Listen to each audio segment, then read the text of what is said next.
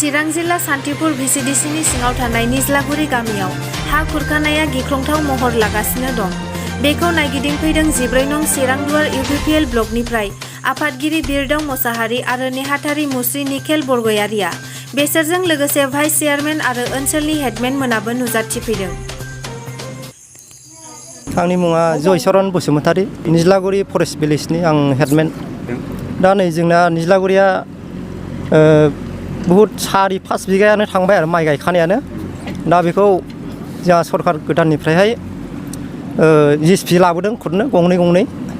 दा जोंना बेबायदि जे जोंनो अनसुंथाइ बा गामिखौ रैखा खालामनायाव जों जोबोद गोजोननाय मोनदों आरो। दा जोंना बेबायदि जिसिपि लाबोआब्लानो नै अखा आरो बाना जायोब्लानो गामिया दंस जानो थांगासिनो दं आरो। दा ओंखायनो आङो जोंनि परिबर्तन सरकारखौ आं साबायखर जासिबाय आरो नैबे रादाब जे बुथुमगिरि बिथांमोनखौबो आं साबायखर जासिबाय। दा जोङो जोंनि रायजो राजाखौ एसे हेल्प खालामनो जों लुबैजादों आरो बे खेथि पुरननिखौबो आंखौ बुंगासिनो आरो जे गायखानाय माइयानो जोबोर मोजां जादोंमोन, बे थांजोब्बाय आरो 4-5 बिगा माइया।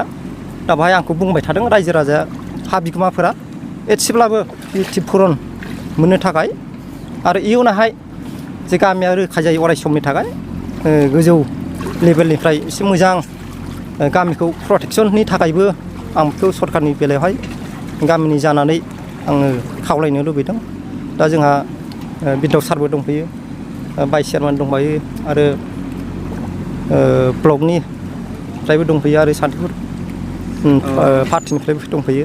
गामिखौ बुंनो थाङोब्लाथ' जोंनि निज्लागुरि मेनावनो 4 बा 6टा गामि दं आरो नेपालि आरो बर' आरो उनावहाय जोंनि खाथि खालायाव गोबां गामि दं आरो खेथि खालामनानै जाग्रा आबादारि हाया दङ गोबांनो।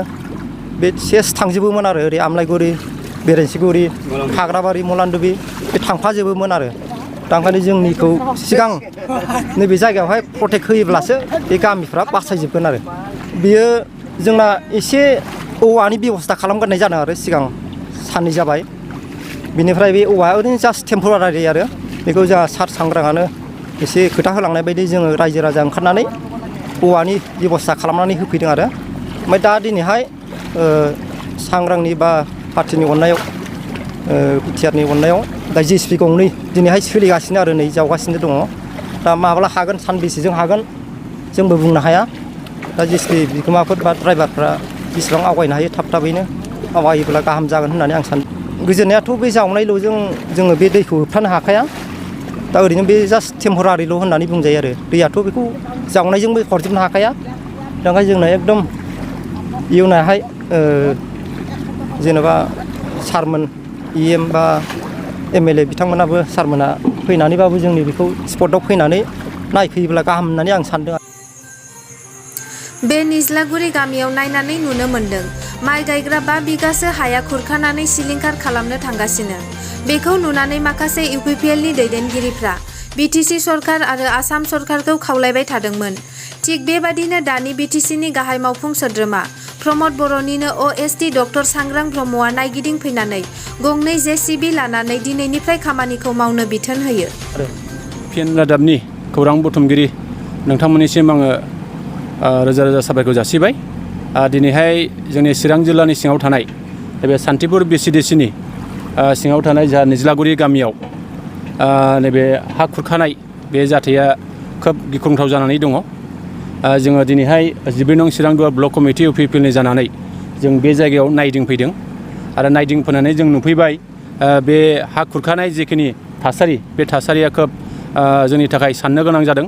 जों दा नुफैबाय 5 बिगासो हाया माइ गायनानै जाग्रा 5 बिगासो हाया दिनै खुरखानानै सिलिंखार जागासिनो दङ आरो बेखौ जोङो मोनदांनानै जोंनि बिटिसि सरकार आरो आसाम सरकार बेखिनिखौ जोङो खावलायबाय थानाय जादों।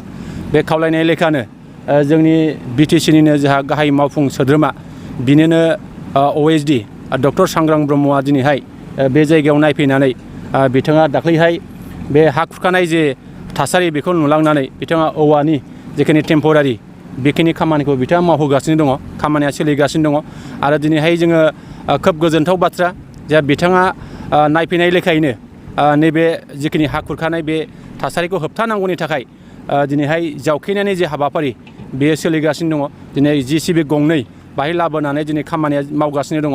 जों आसा खालामनो हायो बे खामानिया निसय साननै सानथामनि गेजेराव जावखेनाया जोबगोन बेखौ जोङो मिजिं खालामनो हायो।